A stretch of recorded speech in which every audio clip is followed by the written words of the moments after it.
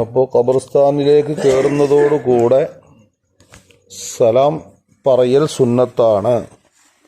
ആ സലാം രണ്ട് വിധത്തിൽ പറയണം. ഒന്ന് എല്ലാവർക്കും കൂടി പറയണം, മറ്റൊന്ന് നമ്മൾ ഖാസായി ഉദ്ദേശിച്ച നമ്മൾ അഹ്ലുകാർക്ക് വേണ്ടിയും പറയണം.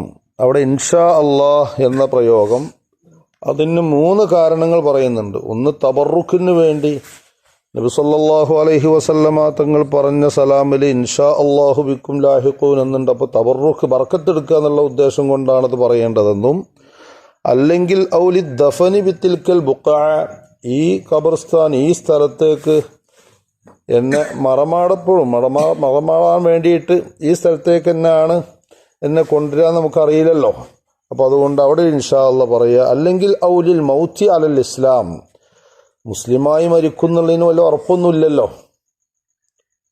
ഈ ഖബർസ്ഥാനിൽ കിടക്കുന്ന മുഅ്മിനീങ്ങൾക്കും മുഅ്മിനാത്തുകൾക്കും അവരോടാ പറഞ്ഞത് ബിക്കും ലാഹിഖൂൻ, നിങ്ങളിൽ ഞാനും നിങ്ങളിലേക്ക് ചേരാൻ വേണ്ടി പോവാണ് ഇൻഷാ അല്ലാഹ് എന്ന് പറഞ്ഞാൽ മുസ്ലിമീങ്ങളെ മറമാടുന്ന സ്ഥലമാണല്ലോ പള്ളിയുടെ ഖബർസ്ഥാനിയൊക്കെ. അപ്പോൾ മുസ്ലിമായി മരിക്കുമെന്നതിന് ഉറപ്പൊന്നുമില്ലല്ലോ. ദ്വാരക്കുക തവഫന മുസ്ലിമീന വ അൽഹിഖനാ ബിസ്സാലിഹീൻ, മുസ്ലിമായി എന്നെ മരിപ്പിക്കണേ ദുആ ചെയ്യാൻ വേണ്ടി ഖുർആൻ നിർദ്ദേശിച്ചതാണ്. അപ്പോൾ ഇസ്ലാമിൻ്റെ മേലുള്ള മൗത്തിനു വേണ്ടിയിട്ട് ഒരു ഇൻഷാ അല്ലാഹ് അവിടെ പറയാം. അൽ-കഹ്ഫ് സൂറത്തിൽ പറഞ്ഞല്ലോ, ലാ തഖൂലന്ന ലിശൈഇൻ ഇന്നി ഫാഇലുൻ ദാലിക ഗദൻ ഇല്ലാ അൻ യശാ അല്ലാഹ്, എന്ത് കാര്യം പറയുകയാണെങ്കിലും ഇൻഷാ അല്ലാഹ് പറയാതെ പറയരുത്, എന്തൊരു കാര്യം പറയുകയാണെങ്കിലും ഇൻഷാ അല്ലാഹ് പറയാതെ പറയരുത് എന്ന് പറഞ്ഞിട്ടുണ്ട്. അപ്പം ഇൻഷാ അല്ലാഹ് ഖബർ സിയാറത്ത ചർച്ച. അപ്പോൾ നബി സല്ലല്ലാഹു അലൈഹി വസല്ലമ തങ്ങളുടെ ഖബർ സിയാറത്ത് ചെയ്യുമ്പോൾ അവിടെ ഖിബലക്ക് മുന്നിടണം എന്നല്ല പറഞ്ഞത്. അവിടെ നബി സല്ലല്ലാഹു അലൈഹി വസല്ലമ തങ്ങളുടെ ആ മുഖത്തോട് നേരിട്ട് കൊണ്ടാണ് സലാം പറയേണ്ടത്. അവിടെ ഖിബലക്ക് മുന്നിടണം എന്നല്ല പറഞ്ഞത്, നബി തങ്ങളോട് നേരിട്ട് കൊണ്ടായിരിക്കണം. ഒരു ഹദീസിലുണ്ട്, മൻ സാറ ഖബറ വാലിദൈഹി ഔ അഹദഹുമാ ഫി കുല്ലി ജുമുഅത്തിൻ മറത്തൻ, എല്ലാ ആഴ്ചയിലും ഒരു സിയാറത്ത് മാതാവിനും പിതാവിനും, അല്ലെങ്കിൽ മാതാവിൽ പിതാവിൽ ഏതെങ്കിലും ഒരാളെ എന്നാ പറഞ്ഞത്, എല്ലാ ആഴ്ചയിലും വെള്ളിയാഴ്ച ദിവസത്തിൽ മറത്തൻ ഒറ്റ തവണ സിയാറത്ത് ചെയ്താൽ ഗഫറല്ലാഹു ലഹു, ആ സിയാറത്ത് ചെയ്ത ആൾക്ക് പുറത്തു കൊടുക്കും അല്ലാഹു തആല ദോഷങ്ങളൊക്കെ.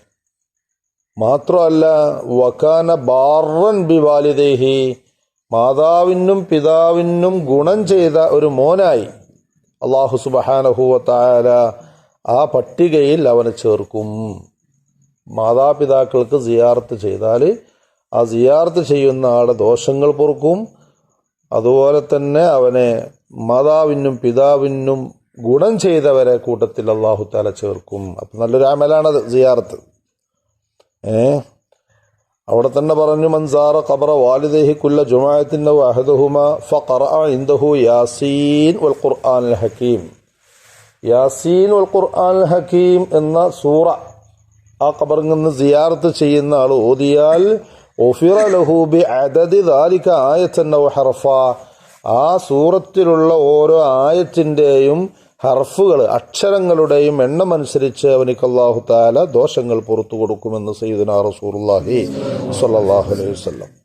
അങ്ങനെ കുറേ കാര്യങ്ങൾ പറയുന്നുണ്ട് ഖബർ സിയാറത്തുമായി ബന്ധപ്പെട്ടുകൊണ്ട്. അപ്പോൾ അവരിങ്ങനെ കേൾക്കും, ഈ ശബ്ദമൊക്കെ കേൾക്കും. ബഹുമാനപ്പെട്ട ഇബ്നു വാസിർ റളിയല്ലാഹു അൻഹു പറയാണ്, യസൂറുൽ ഖബൂറ യൗമൽ ജുമുഅത്തി, എല്ലാ വെള്ളിയാഴ്ച ദിവസത്തിലും മൂപ്പർ ഖബറുകൾ സന്ദർശിക്കും.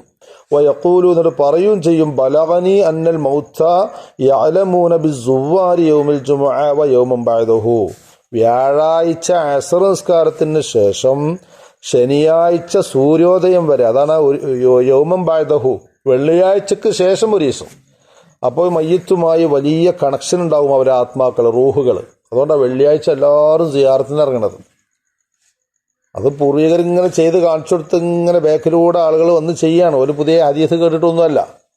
എന്താണ് അതിൻ്റെ പിന്നിലുള്ള രഹസ്യം? ഈ വെള്ളിയാഴ്ച സിയാറത്ത് ചെയ്യുന്നതിൽ വ്യാഴാഴ്ച അസറിന് ശേഷം മയ്യത്ത് വളരെ വ്യക്തമായി അറിയുന്ന, ആരാ വരുന്നത് ആരാ പോണത്, അവർക്ക് വലിയ ഈനാസ് ഉണ്ടാകും, നേരം പോക്കൊക്കെ ഉണ്ടാകും, വലിയ ടൈം പാസ് ഉണ്ടാകും, വലിയ ആവേശം ഉണ്ടാകും, സന്തോഷം ഉണ്ടാകും എന്നും അറിയട്ടോ. എല്ലാ ദിവസവും മയ്യത്തുകൾ അറിയും, സലാം പറയണേ മടക്കും. പക്ഷെ വെള്ളിയാഴ്ചക്കൊരു സ്പെഷ്യൽ അറിയും, അവർക്ക് നല്ല സന്തോഷം ഉണ്ടാകും. അത് ഏത് സമയം മുതൽ? വ്യാഴാഴ്ച അസർ മുതൽ ശനിയാഴ്ച സൂര്യൻ ഉദിക്കുന്ന സമയം വരെ മയ്യത്തുകൾക്ക് വ്യക്തമായ അറിവുണ്ടാകും. അപ്പൊ സിയാറത്തിനൊക്കെ വെള്ളിയാഴ്ചയൊക്കെ പോണ മക്കളെ കൂട്ടത്തിൽ അല്ലാഹു നമ്മളെ ചേർക്കട്ടെ. വെള്ളിയാഴ്ച പോലും ഖബറിനൊക്കെ എത്താത്തവരുണ്ട് കേട്ടോ, ഇഷ്ടം പോലെ ഉണ്ട്. വെള്ളിയാഴ്ച പോലും, വെള്ളിയാഴ്ച ജുമാക്ക് വരിക, നേരം വൈകി വരിക, നേരത്തെ പോവുക, അങ്ങനത്തെ കുറേ ആളുകളുണ്ട്.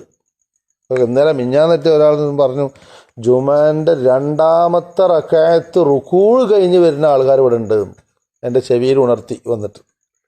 അപ്പൊ അവർക്ക് ജുമാ കിട്ടുമോ എന്നാ ചോദിച്ചത്. കിട്ടൂല, അതുപോലെ ദൂരെ സ്കെച്ച് പോകണം.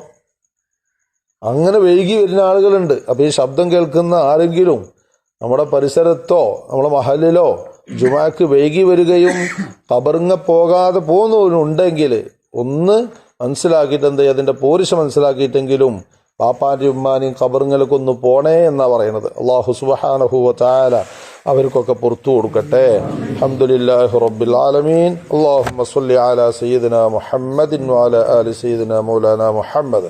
അർഹമർ റഹ്മാനായ അല്ലാഹ്, ഞങ്ങളെ നീ ഖബൂലാക്കണേ റഹ്മാനെ. ഈ പ്രഭാതത്തിൽ പറയുന്നതും കേൾക്കുന്നതൊക്കെ അമലും സാലിഹായി നീ സ്വീകരിക്കണേ അല്ലാഹ്. പടച്ചോനെ, ഞങ്ങളെ എല്ലാ രോഗങ്ങൾക്കും ശിഫ നൽകണേ അല്ലാഹ്. ബ്ലോക്ക് വന്നിട്ട് അതിൻ്റെ ഓപ്പറേഷൻ ചെറുതായിട്ട് കഴിഞ്ഞ് 2 ലക്ഷത്തോളം രൂപ ആശുപത്രി ചെലവായി, അതിൻ്റെ തൊട്ടടുത്ത പൈസ ബില്ലടച്ച് അങ്ങനെയുള്ള രോഗികളൊക്കെ നമ്മുടെ പരിസരത്തും അയലോകത്തൊക്കെ ഉണ്ട്. അള്ളാഹുവെ നീ ശിഫ കൊടുക്കണേ റഹ്മാനെ. അള്ളാഹുവെ, ജോലിക്ക് പോകുന്ന വാപ്പാര് അല്ലെങ്കിൽ മക്കള് അങ്ങനത്തെ രോഗം ബാധിച്ച് കിടക്കുന്നവരൊക്കെ ഉണ്ട്. നീ ശിഫ കൊടുത്ത കുടുംബത്തിന് താങ്ങും തണലുമായി റാഹത്തോടുകൂടെ ജീവിതം തിരിച്ചു കൊടുക്കണേ റഹ്മാനെ. ആരോഗ്യം വീണ്ടും കൊടുക്കണേ റഹ്മാനെ. അല്ലാഹുവേ, ഞങ്ങൾക്കാർക്കും അത്തരം സ്ട്രോക്കുകളോ രോഗങ്ങളോ നീ നൽകല്ല അല്ലാഹ്. പടച്ചോനെ, ഞങ്ങളെ ഇബാദത്തുകളൊക്കെ നീ സ്വീകരിക്കണേ റബ്ബെ. ഞങ്ങളിൽ നിന്ന് മരണപ്പെട്ടു പോയ ഞങ്ങളെ ഉപ്പമാര്, ഉമ്മമാര്, സഹോദരന്മാര്, സഹോദരിമാര്, അമ്മോശൻ, അമ്മായിമ്മമാര്, അങ്ങനെ കുടുംബത്തിൽ നിന്ന് ആരൊക്കെയോ വേർപെട്ടു പോയിട്ടുണ്ടോ അവർക്കൊക്കെ നിന്റെ വിശാലമായ മഗ്ഫിറത്ത് കൊണ്ട് ദോഷങ്ങളൊക്കെ പുറത്തു കൊടുത്ത് സ്വർഗാവകാശികളെ കൂട്ടത്തിൽ ചേർക്കണേ അല്ലാഹ്. റബ്ബേ, ഞങ്ങളെ പള്ളിയുടെ നിർമ്മാണത്തിലേക്ക് സഹായിച്ചു കൊണ്ടിരിക്കുന്ന മുഴുവൻ ആളുകളെയും നീയും സഹായിക്കണേ അല്ലാഹ്. അതിൻ്റെ പൂർത്തീകരണത്തിന് ആവശ്യമായ വഴികളൊക്കെ അല്ലാഹുവേ, ഹബീബായ റസൂലുള്ളാഹി സ്വല്ലല്ലാഹു അലൈഹി വസല്ലമ തങ്ങൾ തുടങ്ങി വെച്ച പള്ളിയുടെ പുനർനിർമ്മാണവും പള്ളിയുണ്ടാക്കലും ആ ഒരു വഴിയിലേക്ക് ഞങ്ങൾ പ്രവേശിച്ചത് നീ ഹൈറായ രീതിയിൽ പൂർത്തിയാക്കി തരണേ അല്ലാഹ്. അതിലേക്ക് ഉത്സാഹിക്കുന്ന ശരീരങ്ങൾക്ക് നീ കേടുപാടുകൾ നൽകല്ല അല്ലാഹ്. അല്ലാഹുവെ, അറ്റാക്ക് മരണം നൽകല്ല അല്ലാഹ്. അല്ലാഹുവെ, അപകടത്തിൽപ്പെട്ട് ഞങ്ങളെ ആരെയും മരിപ്പിക്കല്ല അല്ലാഹ്. പടച്ചോനെ, ഞങ്ങളെ മക്കളെ പെട്ടെന്ന് യതീമുകളാക്കല്ല അല്ലാഹ്. ഞങ്ങളെ ഭാര്യമാരെ പെട്ടെന്ന് വിധവകളാക്കല്ല അല്ലാഹ്.